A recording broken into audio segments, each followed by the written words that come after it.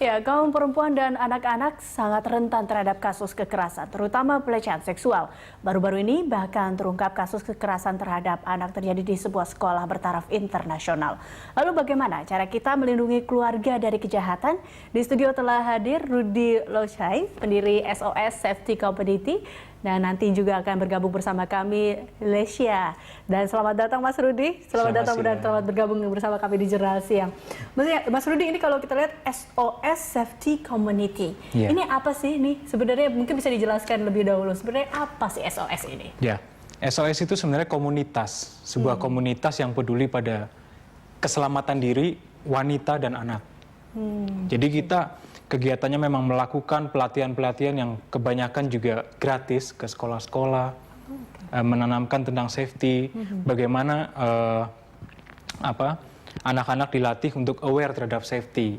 Dan untuk orang dewasanya, kita akan belajar tentang menghadapi masalah-masalah kriminal yang memang terjadi pada sehari-hari. Misalnya ancaman saat kita nyetir, ada pisau di sini, atau serangan bersenjata lainnya. Oke, nah tadi kan kalau ini memang komunitas muncul apakah karena tingginya kriminalitas di Indonesia sehingga akhirnya muncul komunitas ini, atau apa sebenarnya ide awalnya hingga akhirnya muncul komunitas SOS ini? Awalnya karena saya sendiri menyaksikan sendiri cukup sering. Aku pernah menjadi korban salah satu kekerasan atau kriminal di Jakarta. Saya sendiri untungnya belum, cuman hampir kejadian itu masuk ke rumah saya. Ya udah beberapa kali ancaman-ancaman serupa itu muncul dan beberapa kekerasan terjadi di depan mata saya saat saya berkendara di mobil.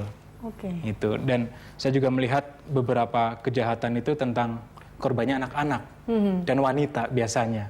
Gitu. Sehingga akhirnya muncullah komunitas ini. Ini pertama Anda dengan teman-teman atau bagaimana Anda akhirnya memunculkan komunitas ini? Ya, awalnya saya memang langsung menghubungi teman saya yang memang beliau memang melatih pasukan Indonesia. Jadi saya mengundang beliau untuk bersama-sama kita melatih warga sipil, tapi tentunya dengan teknik yang berbeda dengan militer. Oke, jadi lebih diringankan, lebih soft ya, tidak seperti militer. Dan awalnya itu berapa orang yang ikut? Awalnya kegiatan pertama kita diikuti oleh 20 orang. 20 orang. Iya. Nah, ini kan kalau dulu tuh apa aja sih mungkin yang diajarin sekarang? Adakah mungkin kelas-kelas seperti kelas-kelas khusus atau emang berupa hanya ngumpul komunitas dan akhirnya diajarkan bela diri seperti itu? Ya.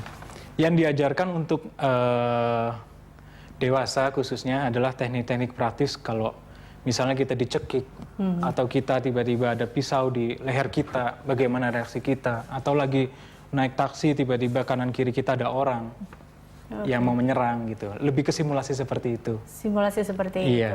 Ini nanti bentuknya kelas kayak misalnya hari ini 10 orang kita akan belajar mengenai ini, atau seperti apa sebenarnya?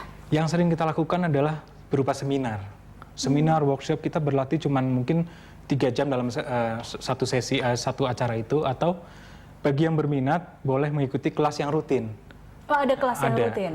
Jadi itu seminggu berapa kali biasanya, Mas Rud? Seminggu rata-rata 2 kali.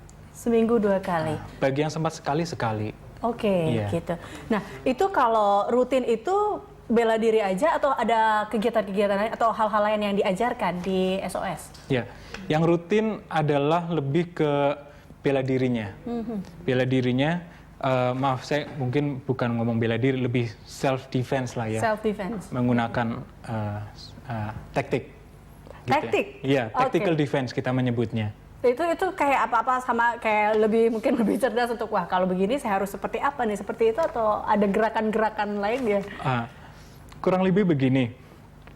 Kalau menghadapi ancaman, ya kita memang dilatih kalau misalnya ada pisau di perut, bagaimana kita reaksinya sehingga terjadi refleks, muncul refleks yang sudah tertanam dalam otot kita.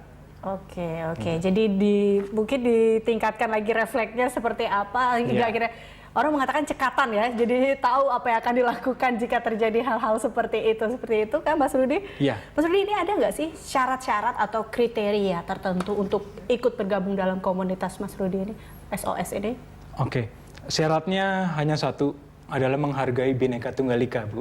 Oh, berbeda-beda tetap juga ya. Oke. Karena kita bermacam-macam latar belakangnya. Tapi tidak ada batas usia atau bagaimana? Atau ada syarat-syarat mungkin harus sehat atau apa? Batas usia harus sehat, kita mesti lihat kasusnya. Kalau memang orangnya ada penyakit yang parah, misalnya maaf dari jantungnya, mungkin ya kita akan special treatment, bukan berarti nggak bisa. Nah, kalau memang mau berlatih bisa. Gitu. Oke, baik Mas Rudi, kita akan lanjutkan perbincangan ini masih tentang SOS pastinya, tapi usai jeda berikut pemirsa kami akan kembali sesaat lagi.